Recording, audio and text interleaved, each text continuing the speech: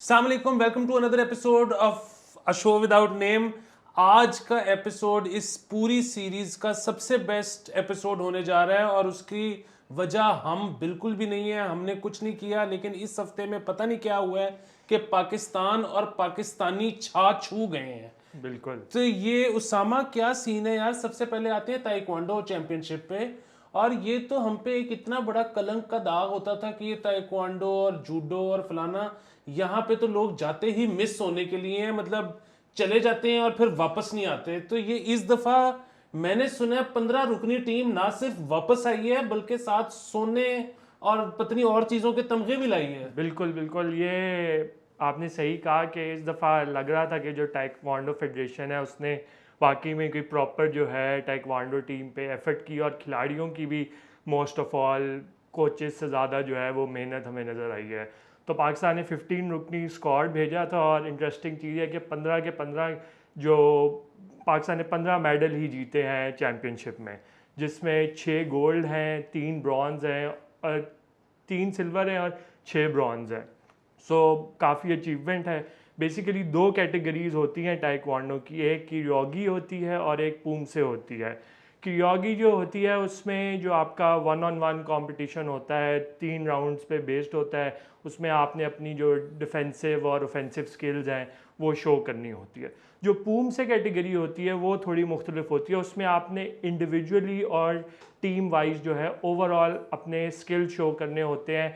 Eight कुछ में आपका कंपेटिटर नहीं होता, लेकिन आपने सामने जजेस के सामने अपने जो ऑफेंसिव और डिफेंसिव स्किल्स हैं उनको शो करना होता है, जिसमें आप ऑफेंसिव प्रैक्टिसेस भी दिखाते हैं और डिफेंसिव प्रैक्टिसेस भी दिखाते हैं।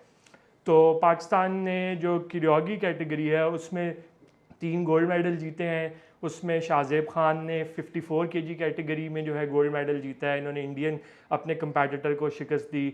दूसरा जो है हमजा नोमान है, उन्होंने 81 केजी कैटेगरी में जो है उनको शिकस्त दी अपने इंडियन कंपैटिटर को। जो तीसरी कैटेगरी है वो 87 केजी प्लस की कैटेगरी थी, उसमें मज़हर अब्बास हैं, उन्होंने भी गोल्ड मेडल जीता है। और जो सिल्वर मेडल जीता है वो अरबाज खान ने और नोमान खान ने जीता है। और इसी तरह जो जो सबसे अच्छी और खुशाइन बात है कि इसमें फ़ीमेल पार्टिसिपेंट्स भी थी। 15 मेंबर जो स्क्वाड था उसमें 7 फीमेल पार्टिसिपेंट्स थी। और इसी तरह ब्रॉन्ज़ मेडल जो हैं वो एक नकाश हैं, उन्होंने जीता है। और जो दूसरी फ़ीमेल पार्टिसिपेंट हैं वो हैं फ्लावर ज़हीर और मेहरुन्निसा, इन्होंने भी जो है वो मेडल जीते हैं। और नूर रहमान, एक मेरा नाम भूल गया था, नूर रहमान जो हैं उन्होंने भी ब्रॉन्ज़ मेडल जीता है। तो ये बहुत अच्छी बात है। और इसमें थोड़ा हमें क्रेडिट फेडरेशन को इसलिए देना चाहिए कि इन्होंने कोरिया से और ईरान से, ईरान के तो जो नेशनल चैम्पियन हैं उनको उन्होंने एज अ कोच हायर किया हुआ था, और कोरिया के भी जो अच्छे एडवांस्ड कोचेज़ हैं उनको बुलाया था ट्रेनिंग के लिए। तो कूडोस टू द फेडरेशन और टू द प्लेयर्स। मैंने कभी ख्वाब में भी नहीं सोचा था कि मैं जिंदगी में पाकिस्तानी किसी स्पोर्ट्स फेडरेशन की तारीफ करूंगा, बिल्कुल लेकिन करनी पड़ रही है। यार बॉक्सिंग में भी सुना गुड न्यूज़ है। बिल्कुल, बॉक्सिंग में ये गुड न्यूज़ है कि उस्मान वज़ीर जो हैं उन्होंने कल वर्ल्ड बॉक्सिंग ऑर्गेनाइजेशन का जो यूथ टाइटल है वो जीत लिया है। उनकी थाईलैंड में फ़ाइट थी और उन्होंने अपने जो ओपोनेंट है उनको नॉकआउट कर दिया 6 राउंड्स के अंदर। और ये काफ़ी अच्छी, यानी शुरू से ही वो बिल्कुल ऑफेंसिव पे लग रहे थे, उन्होंने अपने जो ओपोनेंट है उनको बिल्कुल भी सेटल होने नहीं दिया। तो इसलिए आज से उन्होंने सही कह सकते हैं कि पूरा डोमिनेट किया। और ये इनकी 8वीं फ़ाइट थी उस्मान वज़ीर की। और इसमें जो है इन्होंने 8वीं फ़ाइट थी और इसमें से जो 3 फाइट्स हैं इन्होंने नॉकआउट करके जीती, और ये इनका चौथा नॉकआउट मैच है ये जीते हैं। और इसी तरह इन्होंने अभी इस साल जून में जो है वो एशियन वेल्टरवेट चैम्पियनशिप जो है वो जीती थी। और इससे पिछले साल इन्होंने मिडल ईस्ट में भी एक टूर्नामेंट हुआ था, वहाँ पे भी बहुत अच्छी कारकर्दगी दिखाई थी। तो इस लिहाज से बॉक्सिंग में पाकिस्तान का फ्यूचर काफ़ी अच्छा लग रहा है, बिकॉज वसीम फ़ैल्कन जो है वो भी पिछले कुछ अरसे से अच्छी फ़ाइट्स करते नज़र आ रहे हैं और जीते भी हैं। इसी तरह उस्मान वज़ीर ने भी अच्छी फ़ाइट्स की हैं। तो ये हमें लग रहा है कि जो थोड़ा वर्कआउट हुआ है, कुछ अरसे में बॉक्सिंग एकेडमीज़ बनी हैं। आमिर ख़ान जो बॉक्सर हैं पाकिस्तानी नजाद, उन्होंने भी थोड़ी बहुत इसमें लोगों को इंस्पायर किया है और हेल्प आउट किया है, तो उसका हमें अब थोड़ा बहुत रिजल्ट आना शुरू हो गए हैं।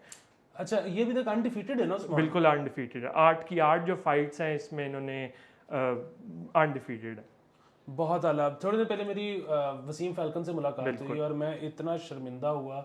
उसकी वजह ये कि मैंने उनको कहा कि मेरे साथ तस्वीर खिंचवाने है, तस्वीर खिंचवाई, मैंने बाद में तस्वीर तो वसीम बेचारा इतना सा लग रहा था बिल्कुल। मेरे आगे, मैं कितना को मैं दूष हो चुका हूँ, मुझे वापस आने की जरूरत है।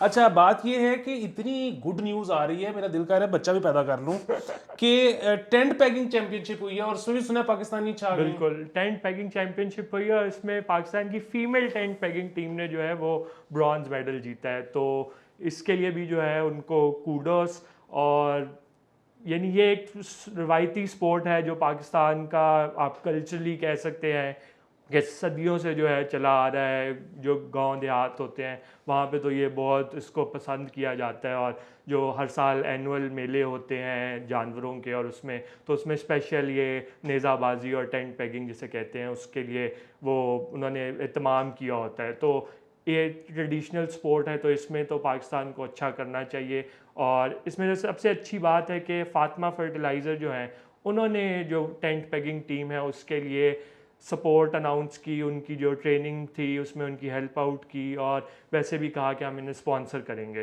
तो वही हम जो पहले भी कुछ शोज़ में बात कर चुके हैं कि पाकिस्तान में रियासत का भी काम है कि वो स्पोर्ट्स के लिए फैसिलिटीज़ दे, लेकिन जो बड़े लेवल की स्पोर्ट है वहाँ पे कॉरपोरेशंस का काम है कि वो स्पोर्ट्स के अंदर आएँ, एथलीट्स का ख्याल रखें, उन्हें स्पॉन्सरशिप दें, ताकि उनकी जो फाइनेंशियल स्टेबिलिटी या जो फाइनेंशियल एस्पेक्ट है वो बेहतर हो। तो इस लिहाज से यह बड़ा अच्छा स्टेप है, और हम उम्मीद करेंगे कि और जो एथलीट्स हैं इस तरह अर्शद नदीम है उनके लिए भी मुख्तलिफ जो कॉरपोरेशन है वो सामने आएंगी और उनको जो है वो सपोर्ट करेंगी और हेल्प आउट करेंगी अपने कैरियर्स को बढ़ाने के लिए। एक तो फातिमा फर्टिलाइजर के लिए क्लैप। बिल्कुल बिल्कुल। और उसकी वजह ये है कि मैं जानता हूँ ये कितना मुश्किल काम है, क्योंकि जब हम परफॉर्म करने जाते थे ना फोक म्यूजिक और फोक डांस यूरोप वगैरह में, और हम यहाँ पर जब कंपनी से कहते थे कि हमें स्पॉन्सर कर दो, तो उन कंपनीज को तो छोड़ ही दीजिए जो कि पाकिस्तान की हद तक महदूद हैं, जो मल्टी नेशनल्स हैं वो भी कहती थी कि जी वो तो आपको हमारा यूरोप वाला जो है हिस्सा वो आपको डील करेगा, हम पाकिस्तान वाले क्यों पैसा लगाएं। हालांकि हम कहते थे हम आपका पोस्टर पे नाम डालेंगे, झंडे पे नाम डालेंगे, वो मतलब मल्टी नेशनल्स ये करने को तैयार नहीं थे। और फातिमा फर्टिलाइजर जो कि सिर्फ यहाँ की कंपनी है पाकिस्तान की, वो ये कह सकते थे कि जी हमने तो अपना फर्टिलाइजर बेचना ही नहीं है वहाँ पे। तो ये बहुत बड़ी बात है जो उन्होंने की है। उनकी जो उनकी मैनेजिंग डायरेक्टर या जो उन्होंने ये स्पॉन्सरशिप की डील की, उनका कहना भी ये था कि क्योंकि हमारी मार्केट ही रूरल पॉपुलेशन है, तो इसलिए हम उनके जो खेल है उसको सपोर्ट करना चाहते हैं। और दूसरी जो बात मुझे जो बिजनेसेस और मल्टीनेशनल और डिफरेंट ऑर्गेनाइजेशन से प्रॉब्लम है यहाँ पे कि वो सिर्फ इसको एज अ मार्केटिंग देखते हैं स्पोर्ट्स को, इसको ये नहीं देखते कि एक बहुत बड़ी बिजनेस अपॉर्चुनिटी है। क्योंकि इस तरह के जो खेल हैं ये जैसे कबड्डी हो गया या इस तरह के, इनकी बहुत ज़्यादा रूरल पॉपुलेशन में मांग भी है, इनको पसंद किया जाता है। तो अगर आप उसको एज अ बिज़नेस मॉडल बना के देखें, जिससे वही जो आप अक्सर बात करते हैं कि वो जो पैसे का पहिया है वो घूमता रहना चाहिए, तो इस तरह की अगर वो स्पॉन्सरशिप्स आएंगी तो उससे इकॉनमी को भी फ़ायदा होगा। ये आप सिर्फ फ़ायदा ना देखें कि हमारी कंपनी को प्रॉफिट कितना हो रहा है, आप ये देखें कि कितने लोग उससे जुड़ेंगे, स्पोर्ट से रोज़गार बढ़ेगा और बहुत सारी अपॉर्चुनिटीज़ नई किस्म की डेवलप होगी। अच्छा, हमने ऊपर नीचे 3 और वैसे एक डिससर्विस होगी कि अगर हम उनका जो उसमें मेंबर्स थे उनका अगर नाम ना लें, तो किन्जा फरहत, आयशा अहमद और जोया मीर जो हैं वो तीनों पार्टिसिपेंट्स थे जो टेंट पैगिंग कंपटीशन में जिन्होंने पार्ट लिया। और अभी तक जितने लोगों के हमने नाम लिए हैं उन सबको दावत है हमारे शो में आए, हम उनका इंटरव्यू करना चाहेंगे। प्लीज़ थोड़ा सा वक्त निकालिए, दुनिया आपके बारे में जानना चाहती है। अच्छा उसामा, ऊपर नीचे हमने very unlike us 3 good news दे दी हैं, अब एक बैड न्यूज़, और वो रेसलिंग से है, अली असद साहब की, वो प्लीज़ बता दो। वो अली असद जो है, इन्होंने कॉमनवेल्थ गेम्स जो अभी रिसेंटली हुई थी बर्मिंघम में, उसमें इन्होंने ब्रॉन्ज मेडल जीता था 57 kg कैटेगरी में। लेकिन अनफॉर्चुनेटली जब भी इवेंट के बाद एक प्रोसेस है कि उसमें डोपिंग टेस्ट होता है, तो इनका जो डोपिंग टेस्ट है वो पॉजिटिव आ गया है, तो इसकी वजह से इनको जो मेडल है वो वापस करना पड़ेगा, और दूसरा इनको बैन भी कोई ना कोई जो रेसलिंग फेडरेशन है या जो इंटरनेशनल रेसलिंग फेडरेशन है उसकी तरफ से फेस करना पड़ेगा। तो ये थोड़ा एक डिसअपॉइंटिंग है। लेकिन कोई नहीं, आई एम श्योर ये बड़े बिल्कुल, यंग होंगे, ये वापस बिल्कुल, आएंगे बिल्कुल, और अब सीख गए होंगे बिल्कुल। और अगली दफा जब भी इनको मौका मिलेगा ये मजीद वो बेहतर। इसमें वो इनाम बट जो हमारे मेडलिस्ट हैं, 2 दफ़ा कॉमनवेल्थ में गोल्ड मेडल जीत चुके हैं, वो इसी बात पे कह रहे थे कि यकीनन इनका जो मसला होगा कि कैंप ज्वाइन करने से पहले इन्होंने कोई ऐसी चीज़ यूज़ की होगी और अभी यंग हैं तो ना समझी। तो इसमें मैं चाहूँगा कि हमारी जो फेडरेशंस हैं उनका रोल बड़ा इंपॉर्टेंट आ जाता है कि वो जो यंगस्टर्स हैं, क्योंकि उनको तो इतना नहीं पता स्पोर्ट के बारे में कि कौन सी दवाइयाँ लेनी हैं, कौन सी सप्लीमेंट्स यूज़ करने हैं नहीं करने, तो उस लिहाज से उनको थोड़ा प्रोएक्टिवली जो है इस पे करना चाहिए। उनके भी पिछले कुछ अरसे में वेट लिफ्टिंग जो हमारे कई कंटेस्टेंट्स थे उनको जो है वो ये बैन का सामना करना पड़ा, उनको मेडल वापस करने पड़े, सैफ चैम्पियनशिप में उन्होंने जीते थे वो वापस करने पड़े।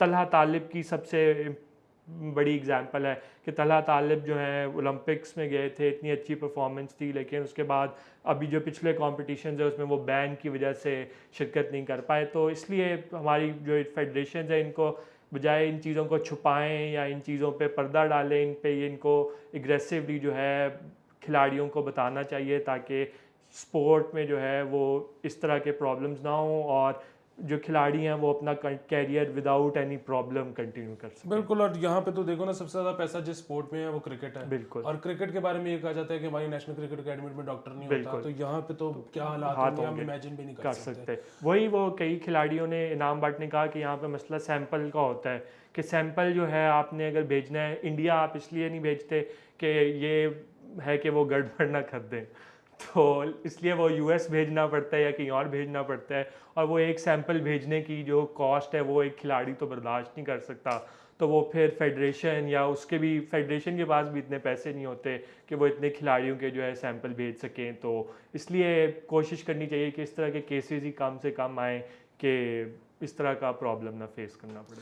बिल्कुल ठीक है। अच्छा, वैसे तो मैं बहुत खुश हूँ इस बात पे कि हमारा आज का शो बहुत पाकिस्तान सेंट्रिक था, बिल्कुल, लेकिन ये है कि एंड में F1 ग्रैंड प्री, क्योंकि अब एशिया आ गई है, बिल्कुल। तो उसका भी बता दो। वो सिंगापुर ग्रांड प्री है इस हफ्ते और मैक्स वर्स्टैपन के पास चांस है कि वो अपना दूसरा वर्ल्ड टाइटल जीत जाएं।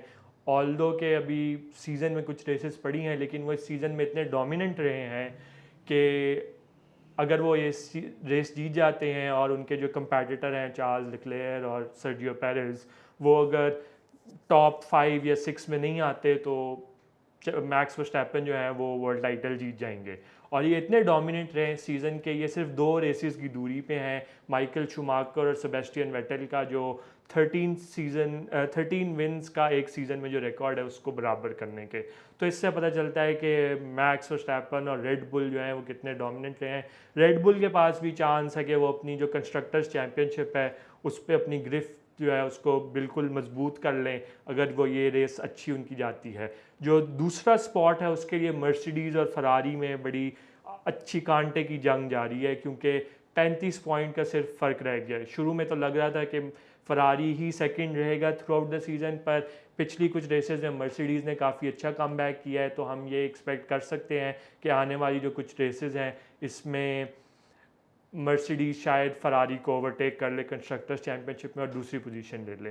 जो सिंगापुर ग्रांड प्री की एक और इंटरेस्टिंग बात है कि 2019 के बाद अब ये पहली दफ़ा दोबारा हो रही है, वो कोविड लॉकडाउन्स और उनकी वजह से। तो स्ट्रीट सर्किट है, यहाँ पे एक्साइटिंग रेस होती है, शार्प कॉर्नर्स हैं और तेज़ फास्ट ट्रैक है, तो we can expect a good race. और यहाँ पे मैक्स वर्स्टैपन इससे पहले कोई रेस जीते भी नहीं है, तो we can expect an interesting race. अच्छा, मुझे याद आ गया कि एक not so good news Pakistan के लिए टेनिस में भी है। बिल्कुल, टेनिस में वो पाकिस्तान का डेविस कप का टाई था वर्ल्ड ग्रुप जोन 1 का, ऑस्ट्रिया पाकिस्तान टीम गई थी और पाकिस्तान 4-0 वो टाई हार गया।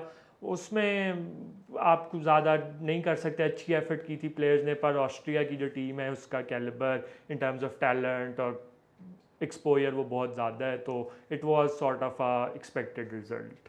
बिल्कुल ठीक है। मैं सॉरी आपको ये भी शुरू में बताना भूल गया कि हम दो इसलिए बैठे हुए हैं क्योंकि हसन चीमा इस वक्त T10 की ड्राफ्टिंग के लिए दुबई में, और अगले हफ्ते होपफुली वो वापस आ जाएंगे, तो फिर वो दोबारा हमारे साथ बैठेंगे। और अपना बहुत ज़्यादा ख्याल रखें और मेक श्योर कि ये जितने पाकिस्तानी हमारा नाम रोशन करके आए हैं, इनको अब हमने सेलिब्रिटी बनाना है। ये आपकी और हमारी रिस्पॉन्सिबिलिटी है। अगले हफ्ते मिलते हैं। खुदा हाफिज़।